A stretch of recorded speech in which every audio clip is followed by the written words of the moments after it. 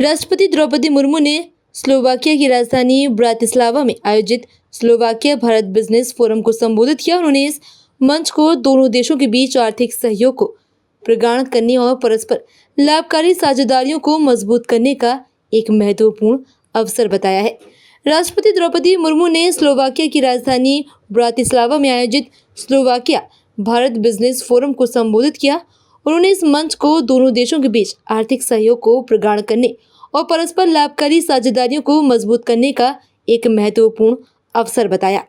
राष्ट्रपति मुर्मू ने कहा कि भारत आने वाले वर्षों में $5 ट्रिलियन की अर्थव्यवस्था बनने की राह पर अग्रसर है और ये दुनिया की तीसरी सबसे बड़ी अर्थव्यवस्था बनने की ओर बढ़ रहा है।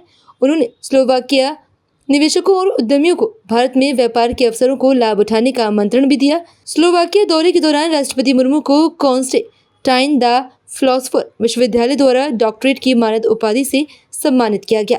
ये सम्मान भारत स्लोवाकिया संबंधों में उनके योगदान और वैश्विक मंच पर भारत की भूमिका को मान्यता देने के तौर पर प्रदान किया गया। India is one of the fastest growing economies in the world, and Slovakia, with its strong industrial base and strategic location in Europe, presents great opportunities for deeper trade and investment ties. As a key member of the European Union and a hub for automotive, defense, and high-tech industries, Slovakia stands to benefit from India's vast consumer market, skilled workforce, and thriving startup ecosystem.